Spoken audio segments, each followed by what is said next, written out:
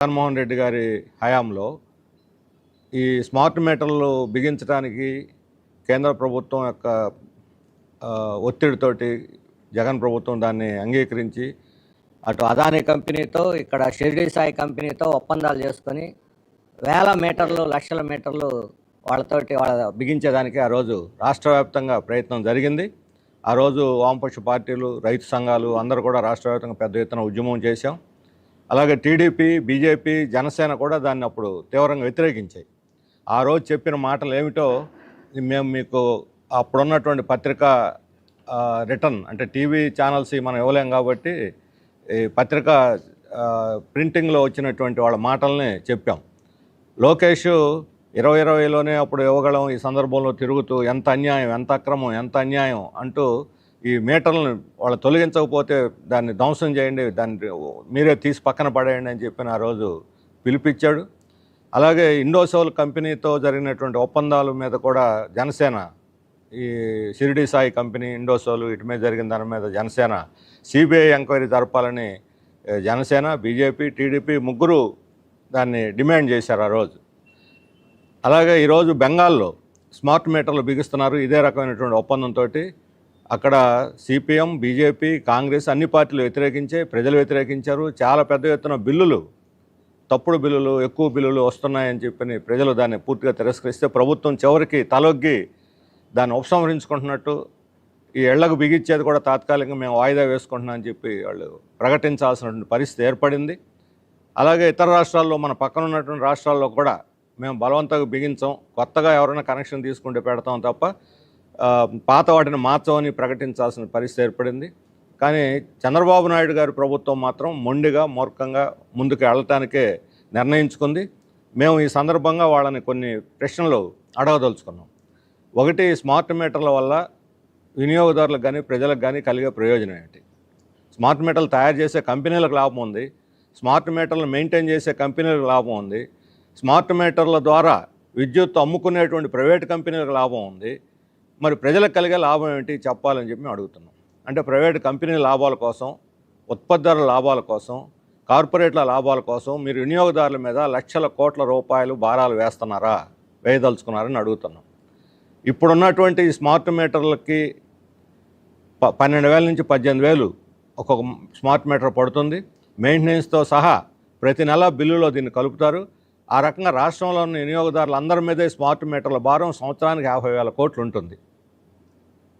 మరి ఆ మేరకు మీరు బిల్లులు తగ్గిస్తారా? లోకేష్ యువగళం సందర్భంలో సరిగ్గా ఈ సూర్యరశ్మి ద్వారా, సోలార్ ద్వారా తయారయ్యేటువంటి కరెంటును సరిగ్గా వాడుకుంటే, సరిగ్గా ఉత్పత్తి చేస్తే రూపాయికే విద్యుత్తు సరఫరా చేయొచ్చు అని చెప్పి ఆయన చెప్పాడు. మేము ఆ రోజు డిమాండ్ చేసాం, రూపాయికి ఇవ్వచ్చు అని చెప్పాం. అదే లోకేష్ కూడా చెప్పాడు రూపాయికి ఇవ్వచ్చు అని. మరి ఈరోజు 5 రూపాయల నుంచి 7 రూపాయల దాకా పడుతున్నది ఒక్కొక్క యూనిట్కి. మరి ఈ వాగ్దానాన్ని, మీరు ఆ రోజు చెప్పిన మాటని వాళ్ళు ఆచరణలో పెట్టి ఈరోజు రూపాయికే కరెంట్ ఇవ్వగలరా? స్మార్ట్ మీటర్లు పెట్టి మేము రూపాయికే కరెంట్ ఇస్తాం అని చెప్పి మీరు ప్రకటించండి. లేకపోతే ఎందుకు స్మార్ట్ మీటర్లు పెట్టుకోవాలి? ఎందుకు భారాన్ని భరించాలి ప్రజలు? ఎన్ని రకాల నష్టాలు ఉన్నాయి. ఈరోజు విజయవాడలోనే వ్యాపారస్తులకు పెట్టినటువంటి చిన్న చిన్న షాపులకు పెట్టినటువంటి వాటిల్లో బిల్లులు విపరీతంగా 6,000 ఉండే బిల్లు 26,000, 10,000 వచ్చే బిల్లు 1,00,000, 2 లక్షలు. చివరికి విద్యుత్ శాఖ మంత్రి రవికుమార్ స్పందించి దీని మీద మేము చర్యలు తీసుకుంటాం, ఆ వచ్చిన మాట వాస్తవమని అంగీకరించాల్సి వచ్చింది. ఆ మీటర్లు తొలగిస్తామని కూడా చెప్పారు. మరి రేపు పొద్దున ఇళ్లకు బిగించేటువంటి వాళ్ళకి బిల్లులు వాస్తవికంగా వాళ్ళు వాడుకున్న కరెంటుకి వస్తాయని మీరు ఏ విధంగా ఇవ్వగలరు? ఇలా తప్పుడు స్మార్ట్ మీటర్లు పెట్టి వినియోగదారులు దోచుకోవటానికని చెప్పి మేము అడుగుతున్నాము. అందుకని ఆ రోజు మీరు చెప్పినటువంటి మాటకి కట్టుబడకుండా ఈరోజు ఉల్లంఘించారు. ఆ రోజు షిరిడి సాయి కంపెనీ మీద తీవ్రంగా ధ్వజమెత్తారు. షిరిడి సాయి కంపెనీని అనుమతించొద్దని మేము కూడా డిమాండ్ చేశాం. కోర్టులో కేసులు, పయ్యావుల కేసు కోర్టులో కేసు వేశాడు, చంద్రమోహన్ రెడ్డి కేసు వేశాడు. మరి వాళ్ళు ఇప్పుడు 2024 సెప్టెంబర్ తర్వాత నుంచి మాట్లాడటం మానుకున్నారు. కోర్టులో ఏం జరుగుతుందో కూడా తెలియదు, అసలు కేసు ఉందా లేదా తెలియదు, ఏం అప్డేట్స్ లేవు. మేము ఒకటే, నిజాయితీగా మీరు ఆ రోజు కోర్టులో కేసు ఫైల్ చేసి ఉంటే, ప్రజల కోసమే ఫైల్ చేసి ఉంటే, ఈరోజు ఆ కేసును మీరు నడుపుతారా, ఉపసంహరించుకుంటారా? ప్రజలకు వివరణ ఇవ్వాలని అడుగుతున్నాం. బాధ్యతాయుతమైన స్థానాల్లో ఉన్నటువంటి పయ్యావుల కేసు చంద్రమోహన్ రెడ్డి గారు తెలుగుదేశం వాళ్ళు పార్టీ నిర్ణయించుకొని వాళ్ళ అనుమతితో చేసినటువంటి పని ఇది. దీని మీద రాష్ట్ర ప్రజలకి ఈ కేసుల మీద వివరణ ఇవ్వాలని చెప్పి మేము ప్రభుత్వాన్ని, ప్రత్యేకించి పయ్యావుల కేశవ్ గారిని, చంద్రమోహన్ రెడ్డి గారిని మేము ప్రశ్నిస్తున్నాము. దీన్ని మౌనంగా ఉండటం ఏమాత్రం అది సమాధానం కాదు, సమంజసం కాదు. ప్రజల్ని వంచనకు గురి చేయటం, మోసం చేయటం అని చెప్పి మేము చెప్పదలుచుకున్నాం. అందుకని ఈ స్మార్ట్ మీటర్లు పెట్టడం అనేది వినియోగదారుల గొంతు కోయటానికే, అదాని షిరిడి సాయి కంపెనీలను ఉద్ధరించడానికే. అందువల్ల తక్షణం ఈ మీటర్లను ఉపసంహరించుకోవాలి, పెట్టిన వాటిని తీసేయాలి. వాళ్ళు లాస్ వస్తే వాళ్ళు భరిస్తారు, మీకెందుకండి? ఇప్పుడు కోర్టు ఉంది, మీరు కోర్టు కేసు నడపండి, మేము ఉపసంహరించుకుంటే ఫైన్ కట్టాలంటున్నారు. ఎక్కడుందో ఫైన్? ఫైన్ అదాని కట్టాలి. ఎందుకంటే మనకి ఈ 2025 మార్చిలోగా 6,000 మెగా యూనిట్లు కరెంట్ సరఫరా చేస్తాము రాజస్థాన్లో పెట్టిన అడుతారని చెప్పి ఇంతవరకు ఒక్క మెగావాట్ కూడా మనకు సరఫరా చేయలే. ఒప్పందాన్ని ఉల్లంఘించినందుకు అదాని మీద చర్య తీసుకోవాలి. మీరు 1,750 కోట్లు లంచం ఇచ్చి సెకీ ఒప్పందం చేసుకున్నందుకు అదాని మీద చర్య తీసుకోవాలి. ఇప్పుడు అదానికి భయపడటం ఏమిటి? పోనీ ఇప్పుడు కేసు ఉంది హైకోర్టులో, ఆ కేసును నడిపి ఆ కేసు తేలిందాక మేము దీన్ని పెంచం, అది తేలనివ్వండి అని చెప్పండి. కోర్టు తీర్పు మీద ఉపసంహరించుకుంటామని చెప్పండి. కోర్టు గట్టిగా నడిపి, కేసును నడిపి. మరి ఏది కేసు నడపకుండా, ఈ ఒప్పందాలు రద్దు చేయకుండా, ధరలు పెంచి, విద్యుత్ ఛార్జీలు పెంచి, ఇప్పుడు స్మార్ట్ మీటర్లు కూడా పెట్టడానికి ఎగబడుతున్నారనంటే ఇది ప్రజలను ఉద్ధరించడానికి కాదు, ప్రజల మీద భారాలు వేయటానికే. అందుకనే మేము వామపక్ష పార్టీలు రేపు అన్ని పార్టీలు సమావేశమై దీని మీద ఒక భవిష్యత్ కార్యక్రమాన్ని కూడా చర్చించబోతున్నాము. మేము ప్రజలకు విజ్ఞప్తి చేస్తుందంటే వెంటనే ఈ స్మార్ట్ మీటర్లని మీరేమీ ఈ బెదిరింపులకు లొంగకుండా, అదాని కంపెనీ మనుషులు వాళ్ళకి అధికారికతమైనటువంటి హక్కు కూడా లేదు. ఎవరింటికి వచ్చినా మేము మీటర్ బిగిస్తుంటే మాకు వద్దు, వెళ్ళిపోండి అని చెప్పండి. ఆ రకంగా ప్రజలు కూడా దీన్ని అక్కడికక్కడ ప్రతిఘటించాలి. అందరూ ఒకరికొకరు మాట్లాడుకొని వ్యతిరేకించండి అని చెప్పి మేము ప్రజలకు కూడా పిలిపిస్తున్నాము. మేము ఈరోజు ప్రజల మధ్యకు వెళ్ళి కరపత్రాలు పెంచి వాళ్ళకి చెబుతూ ఉంటే అందరూ కూడా యాక్సెప్ట్ చేస్తున్నారు. మా కొద్ది స్మార్ట్ మీటర్లనే దరఖాస్తుల మీద సంతకాలు చేస్తున్నారు. అందువల్ల ప్రజాభిప్రాయానికి భిన్నంగా తెలుగుదేశం ప్రభుత్వం వెళ్ళే పని అయితే ఇది వాళ్ళకి కౌంటర్ ప్రోడక్ట్ అవుతుందని చెప్పి కూడా హెచ్చరిస్తున్నాము. అది తెలుగుదేశం కాదు, వైసీపీ జనసేన, బీజేపీ ఈరోజు బెంగాల్లో దాన్ని తీసేయాలని చెప్పి ఆందోళన చేశారు, రాస్తారోకోలు చేశారు. మరి ఆంధ్రప్రదేశ్లో ఎందుకు బలపరుస్తున్నారు? బీజేపీ సమాధానం చెప్పాలి ప్రజలకి. అక్కడ ఒక విధానం, ఇక్కడ ఒక విధానం, ఆ ద్వంద్వ విధానం వాళ్ళ మీది. అక్కడ ఒక నాలుక, ఇక్కడ ఒక నాలుక. మేము కేరళలో దీన్ని వ్యతిరేకిస్తున్నాం, పెట్టడం లేదు. స్మార్ట్ మీటర్లు కేరళ ప్రభుత్వం స్మార్ట్ మీటర్లు పెట్టకూడదని నిర్ణయించింది. మరి మీరు అధికారంలో, బీజేపీ అధికారంలో అన్ని రాష్ట్రాల్లోనూ బిగిస్తున్నారు. ఈ రకమైనటువంటి ద్వంద్వ విధానాలు విడనాడాలి. కానీ తెలుగుదేశం కేంద్రం ఆదేశాలు లొంగకుండా ప్రజల క్షేమం కోరుకునే పని అయితే వెంటనే ఉపసంహరించాలని డిమాండ్ చేస్తున్నాం.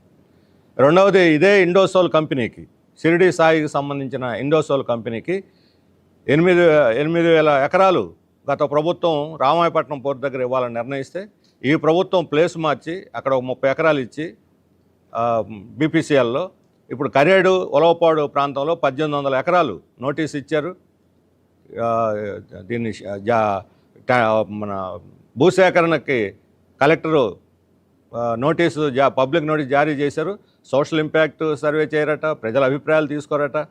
దాన్ని వ్యతిరేకిస్తూ కరేడు, ఉలవపాడు గ్రామ ప్రజలు, అక్కడున్న హరిజనులు, అక్కడున్న దళితులు, అక్కడ ఉన్నటువంటి ఆదివాసీలు, 3 గ్రామాల ఆదివాసీ మొత్తం గిరిజనులే, యానాదులు, ఎస్సీలు ఉన్నారు. 3 గ్రామాలను లేపేస్తామంటున్నారు. వాళ్ళకి ఎలాంటి హామీ ఇవ్వటం లేదు, ఎలాంటి ప్రత్యామ్నాయం లేదు. భయకంపితులు చేసి వాళ్ళు దీని మీద ఆందోళన చేయడానికి ఈరోజు మేము రాస్తారోగా చేస్తామని బయలుదేరి నిర్ణయించుకొని వస్తే రోడ్డు మీదకి ఒక్కళ్ళు కూడా రాకుండా ఏ ఊళ్ళో వాళ్ళని ఆ ఊళ్ళోనే నిర్బంధించి మా పార్టీ నాయకుల్ని, ప్రజా సంఘాల నాయకుల్ని ఈరోజు అరెస్ట్ చేసి ఈరోజు ఉదయాన్నే స్టేషన్లో కూర్చోబెట్టారు. మా పార్టీ రాష్ట్ర కమిటీ సభ్యుడు ఆంధ్ర మాల్యాద్రి అరెస్ట్ అయ్యాడు. అలాగే ఆమ్ ఆద్మీ పార్టీ నాయకుడు నేతి మహేశ్వరరావు, పద్మశ్రీలు అక్కడ పాల్గొనడానికి వెళ్తే వాళ్ళని బలవంతంగా కారులో నుంచి వెనక్కి తిప్పి గ్లాసు పగలగొట్టి కారు డోరు పగలగొట్టి కారు వెనక్కి తిప్పి విజయవాడకు బలవంతంగా పంపిస్తున్నారు. ఏమిటి దౌర్జన్యం అని అడుగుతున్నాను. మీరే వ్యతిరేకించారు ఇండోసోల్ కంపెనీ, ఇది ఒక పెద్ద స్కాము, ఇది జగన్మోహన్ రెడ్డి బినామీ కంపెనీ అని బహిరంగ చెప్పారు. మేము ఇచ్చాం ప్రకటనలు, మీరు చూడండి. పాత మాటలు జనం మర్చిపోతారని అనుకుంటున్నారు తెలుగుదేశం వాళ్ళు చెప్పిన మాటే. నారాయణ మనోహర్ చెప్పాడు, తెలుగుదేశం అధికార ప్రతినిధి వెంకటరమణారెడ్డి చెప్పాడు, చంద్రమోహన్ రెడ్డి చెప్పాడు, బీజేపీ లంకా దినకర్ చెప్పాడు. ఇవన్నీ రికార్డు అయి ఉన్నాయి, ఆన్ రికార్డు. ఇది ల్యాండ్ స్కాము పెద్ద ఎత్తున చేస్తున్నారు. రామాయపట్నం దగ్గర ఇండోసోల్కి కానీ, గ్రీన్కో కంపెనీకి కానీ, లేకపోతే షిరిడి సాయి కంపెనీ కానీ 1000 ఎకరాలు ల్యాండ్ స్కాము బినామీ జగన్మోహన్ రెడ్డికి అన్నవాళ్ళు. అదే జగన్మోహన్ రెడ్డి బినామీకి మీరు ఎలా భూములు ఇస్తారని అడుగుతున్నాను నేను. ఈ భూములు అందులో బలవంతంగా అందులో పోలీసులను అంత పెద్ద ఎత్తున ఉపయోగించి బీభత్సం చేసి ప్రజలను భయకంపితులు చేయాల్సిన అవసరం ఉంది. ఎవరి తరఫున, ఎవరి కోసం మీరు ఈ నిర్బంధాన్ని ప్రయోగిస్తున్నారు? జగన్మోహన్ రెడ్డి గారి కోసమా, లేకపోతే అదాని కోసమా, లేకపోతే షిరిడి సాయి కోసమా, లేకపోతే మోడీని సంతృప్తిపరచడానికా? ఏమిటి నిర్బంధం? అందుకని ఈ తీవ్రమైన నిర్బంధాన్ని మేము ఖండిస్తున్నాము. కలెక్టరు ఇష్యూ చేసే నోటీసుని వెంటనే ఉపసంహరించుకోవాలి. బలవంత భూసేకరణ తగదు. ప్రజలు ఇస్తే తీసుకోండి, లేకపోతే లేదు. ఏమిటి అక్కడ? అంతగా ఆ కంపెనీకి అవసరమైతే వాళ్ళే సేకరించుకుంటారు, రైతుల దగ్గర పోయి కొనుక్కుంటారు. మీకు అవసరం ఏమిటని? ఇప్పటివరకు సేకరించిన భూములు ఎక్కడైనా పరిశ్రమలు పెట్టారా? ఎవరికైనా ఉద్యోగాలు ఇచ్చారా? ఎక్కడో ఉన్న బీపీసీఎల్ అంతకుముందు విశాఖపట్నం అన్నారు, ఆ తర్వాత కాకినాడ అన్నారు. అనకాపల్లి లేదు, విశాఖపట్నం లేదు, కాకినాడ లేదు, ఇప్పుడు పోయి రామాపట్నం అన్నారు, రేపు పొద్దున దొగరాజపట్నం అంటారేమో. అంటే ఎక్కడ భూములు ఖాళీగా ఉంటే అక్కడ ఇవ్వటం మీ పని. ఇంతవరకు ఎందుకు పెట్టలేదు? ఇండోసోల్ కంపెనీ కావచ్చు, షిరిడి సాయి కంపెనీ కావచ్చు, వాళ్ళు భూములు ఇచ్చిన చోట పెట్టారు ఎక్కడన్నా? మీకు వాళ్ళకున్న పవిత్ర బంధం ఏమిటో కూడా చెప్పండి. లేకపోతే జగన్మోహన్ రెడ్డి గారికి చంద్రబాబు నాయుడు గారికి ఏమైనా వారదా ఈ కంపెనీ? ఇద్దరికి మధ్య బ్రిడ్జినా? కానీ ఆ ప్రభుత్వ విధానాలను మీరు బలపరుస్తూ వాటినే అమలు చేస్తూ మీకేమన్నా ప్రజలంటే గౌరవం ఉందా అని అడుగుతున్నాను. ప్రభుత్వానికి ప్రతిష్ట పోయేటువంటి పని. పాత ప్రభుత్వ విధానాలను మీరు అనుసరించి వాళ్ళు చెప్పిన వాళ్ళ అడుగుజాడల్లో నడుస్తుంటే మీకు ఎందుకు ఓటేసి మమ్మల్ని గెలిపించారు ప్రజలని అడుగుతున్నాను. కానీ తక్షణం ఈ కరేడు పొలవపాడులో ఇష్యూ చేసినటువంటి ల్యాండ్ అక్విజిషన్ నోటీసును ఉపసంహరించుకోవాలి. రైతుల మీద ఈ నిర్బంధాన్ని ఆపాలి. ఈ అరెస్ట్ చేసిన నాయకులందరినీ కూడా విడుదల చేయాలి. భవిష్యత్తులో ఇలాంటి అప్రజాస్వామిక